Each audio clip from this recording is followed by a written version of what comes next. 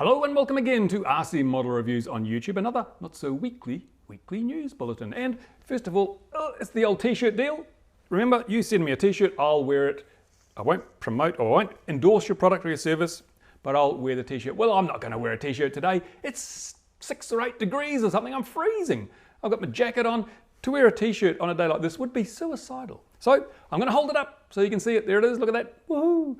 There's the t-shirt. It's from hk.rc-international.info. And what do they do? Go and have a look. You'll find out for yourself. As I say, don't endorse it, but there you go. There's their free promotion for sending me a t-shirt. And when the weather warms up, I'll actually start wearing them again. But in the meantime, all you get to hold up and a URL on the page and an invitation to go and have a look at the product, service, or whatever that the t-shirt promotes. Okay, moving on to the list of things I've got today. Well, if you've got one of these older radios, this is an old JR9303 or a 9X2, depending on which part of the world you live in, then you'll probably have already found out that the battery that comes with it is crap. And they don't last long. They're nickel metal or NiCad or something, and after a few years they go all bad, and you might get an hour and a half's worth of flight time out of them. They're useless. So you need to replace it. And a lot of people have put LiPos in their transmitters. Okay, that works, but if you leave your transmitter on, then your battery's stuffed. You're going to go and buy a new one. And although they're not that dear, if you do it more than a couple of times, you get a bit annoyed. So you want something a bit better, a bit more robust. And also, companies like JR say, don't put a LiPo in this radio because it's not designed for the over 12 volts you get from a fully charged LiPo. They say, you must use something else. Well, here's the something else. This is a lithium iron phosphate battery, LiFe in some parts of the world. Now, this is a 3-cell pack, but it's not 11.1, it's 9.9. And that means when you put it in this radio, it doesn't make it get all hot and bothered. It works really, really well. The other benefit of a LiFe battery is allegedly that if you run it down, leave the radio on, then the battery itself is far less likely to be damaged. You may be able to recover it by recharging it. So there are benefits to these batteries. What's the downside to this battery? Well, getting your hands on one for a start. Hobby King has them. I think there are also versions made by Hyperion and so forth. I grabbed this one out of Hobby King's international warehouse by ordering it online, and I did it because they'd just come into stock. A few days later, they were all gone because everybody wants one, and once you've tried one, you'll probably want one too. But I'm going to put it on the bench, going to give it a test. It says 1800 milliampere hours. Is it really? And does it have a high self-discharge rate or a low self-discharge? I'll put it through the ringer. I'll just test it out, see how it goes. So I can tell you whether this particular one is worth buying. And just as an aside, just a little bit of light entertainment time.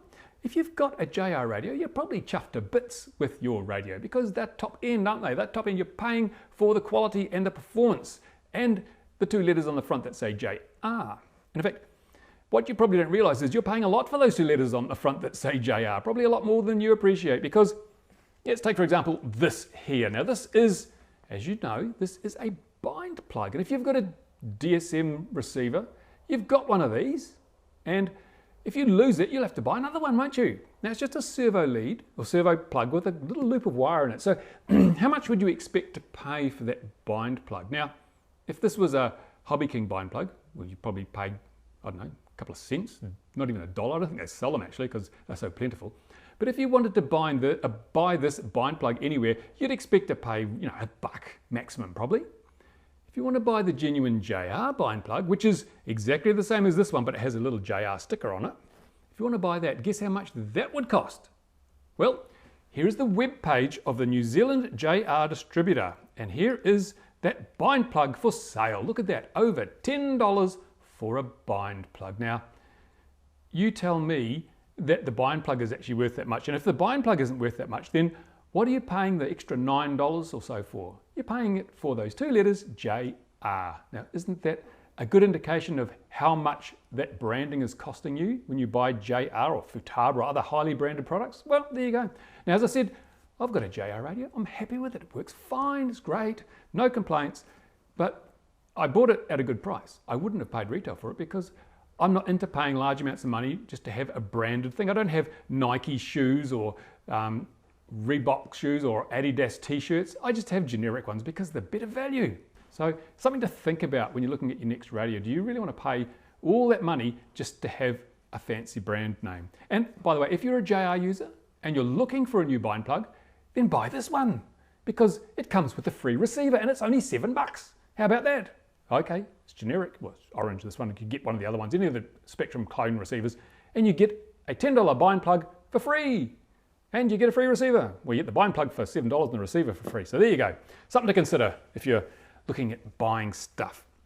Now, very important, serious time now, very important notice on the RCModelReviews.com website if you're a FrSky user. And I like the FrSky, I use it. I've got it in my 50cc plane, got it in my jets, works perfectly, flawlessly for me, no problems.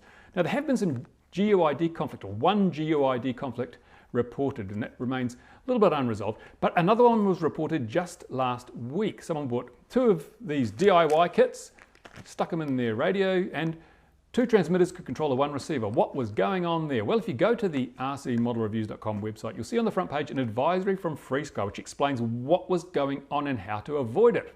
Very simple, just follow the instructions and you'll be safe as houses. Just so remember that if you're a FrSky user. What else have I got here? I've got a list because I'm old and I have to actually lift my glasses because I can't read either. Oh, time takes its ravages on us all. Oh yes, in the mailbox this week I got a little bubble wrap envelope, and in the bubble wrap envelope was this little circuit board here. Let me take it away. See, look at it. There's the circuit board.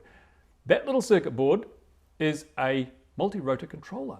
So it's got a processor on there, it's got some accelerometers, it's got a magnetometer, all the bits and pieces you need to create a really good multi-rotor controller board, but it's missing software. I've got to download the software and put it in. And the software is in a bit of a state of flux. I think it's been constantly updated and changed and things. So I don't know if it's ready for the big time yet, but I will have a look and I will tell you. That's the PiPo board, which is ppm in, ppm out. So I'll give it a bit of a run, see how it goes, and I'll let you know, because if you've got a penchant for multi-rotors and you want to try something different maybe, this would be good for you. But we don't know until I've had a look. I've got this, look at this. This came the other day. It's my new Fluke multimeter. And what's so special about a Fluke multimeter? Well, apart from the price, it's the quality, it's the performance, it's the accuracy and the reliability. And so why have I splashed out money on an expensive multimeter when I could have gone down to the local department store and bought one for $20? In fact, I've got a $20 one over there. Well, the reason I bought this was because I'm doing some testing of 4-button chargers, doing some reviewing of 4-button chargers, and I couldn't believe how bad they were. With my old $20 meter, I put them on there and I thought, well, this is something wrong here. I mean, it says it's supposed to be balancing these batteries, but the voltages on the cells are all different, and in some cases by quite a large margin. Some cells are being overcharged, some are undercharged. I thought, maybe my meter's faulty, so I went out and I bought myself an expensive Fluke meter, and it proved one thing: my $20 meter wasn't so bad. And it proved another thing: some of these 4-button chargers are absolutely awful. They're terrible. They obviously don't properly calibrate them in the factory, and it means that when you balance charge your LiPos, you may be actually unbalanced charging them. They may be even worse when you finish with them than when you start. So I'm going to do a comprehensive look at these 4-button chargers. I'm going to test them with top quality test gear. I'm going to show you which ones are the best and which ones are not, and how far out some of them are, and what you can do about it so you don't end up damaging your LiPos or not getting the flight times you'd expect from the batteries you buy. That's a very important article feature coming up on RC Model Reviews in the very near future. I'm going to do a series on FPV. Now, I've already done some FPV stuff. You'll see a review of the Hobby King EPP plane, the FY Tech 21, the Hobby King 900 megahertz video, the Foxtech 5.8 video system from High Model, and a few other bits and pieces of the Fat Shark goggles. But I'm going to build the RC Model Reviews FPV plane, and that will be using stuff that's really available off the shelf that anyone can go out and order online and build the same thing. So I'm going to build what I think is a pretty damn good FPV model for the best possible price, and then you can go and do the same thing. You can copy it, and you'll know before you even lay out $1 exactly what you're going to be getting for your money. Now, this isn't an affiliate thing. I'm not going to get any money from anyone for doing this. It's just to help people who want to get into FPV buy the right stuff. So that's what I'm going to do. And with that in mind, I mean, I watch Ali Shanmao, and he pushes BEV RC. And I also watch the Hairless Hippie, and he pushes BEV RC. And I thought, well, I'll go to BEV RC. Obviously, people are buying stuff from them, they're quite happy. And I went to BEV RC, and I had a look, and it was pretty good. The price is not too bad. And at the moment, if you spend more than $200, you get free shipping, and that's a huge benefit over places like Low Price RC, who charge you shipping. And shipping, EMS shipping, is damn expensive when you're starting to move things like Skywalker version 3 EPP models around. So I thought I'll drop BEV RC a line and just ask them if they've got anything other than the stuff I want to buy that they'd like reviewed, and make contact, you know, shake hands and hello, here I am. They didn't reply. Didn't get any answer back at all. They just ignored me. Well, okay, I can understand that. If you've seen me, you probably would want to ignore me, but I was a bit disappointed that here I am, a potential customer, making some inquiries, and they don't even do the courtesy of a reply. Now, to be fair, maybe the email disappeared in the ether. I'll give it another go and report on the next edition of the Weekly News whether they have actually got back to me. But it could be that just the email disappeared in the ether. But I also contacted another company. They look like the people that make the chain link, long distance, 430 megahertz UHF RC system, and they ignored me too. So are my emails getting out? Well, yes, they are, because I send a lot of emails and I get a lot of replies. So it just seems that people selling stuff in the FPV business, maybe they're selling so much stuff they don't care about replying to their emails. Who knows? I don't know. I'll keep you informed on that. So in the meantime, I'm probably not going to be buying anything from BEV RC, because if they don't reply before they've sold it, what happens afterwards if you have a problem? I don't know. Support's a bit of an issue in the radio control online purchasing game. As you'll see on one of my other videos, I've had a bit of an issue with Hobby King. I'm sure that'll be sorted, sure it'll be resolved. It's a good opportunity for them to demonstrate how their customer support works. I'm not going to pass judgment until it's all sorted and they've had a chance to put it right. But suffice to say, it's a worry when you're shopping online if you get a company that doesn't really perform. So that's what RC Model Reviews is here for, and that's why on the RC Model Reviews website you will find forums where people discuss the service they've had from various suppliers, from High Model, from RC Timer, from Low Price RC, from all those companies. Go there if you're wondering whether it's worth buying from a company. Find out if there are any horror stories or if people think they're really, really good. Because I haven't got time to buy from everybody, so other users get the opportunity to chime in and tell you their experiences. It's worth going to the forums on the RCModelReviews.com website and having a look for yourself. Now, a final scan down here. I don't think I've missed anything. That's the whole lot for this week. I thank you for watching.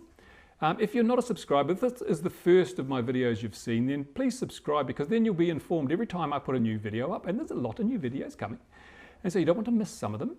And if you have seen this video and you think, I like what I see, then you're more than welcome to make a small donation. Go to the RCModelReviews.com website and you will see a little button on the side that says donate. If you click on that, you can donate the smallest or the largest amount you feel comfortable donating. That money goes into buying stuff like this that I use to test products, and buying products to test as well. Sometimes I get products for free, but like the guy sent me this PiPo thing for free. That's very nice, thank you very much. But a lot of other stuff I buy, like Hobby King sent me very little for free, although I did get some motors and some speed controllers, which the reviews will be up this week. But mostly I end up buying stuff because that's what you have to do. And the whole purchasing process is part of the thing, that you want to know whether the purchasing was smooth and problem-free. So that's it, another week done and dusted. Until next time, which probably will be more than a week, this is the RC Model Reviews Not So Weekly News. Thanks for watching. I'll see you next time.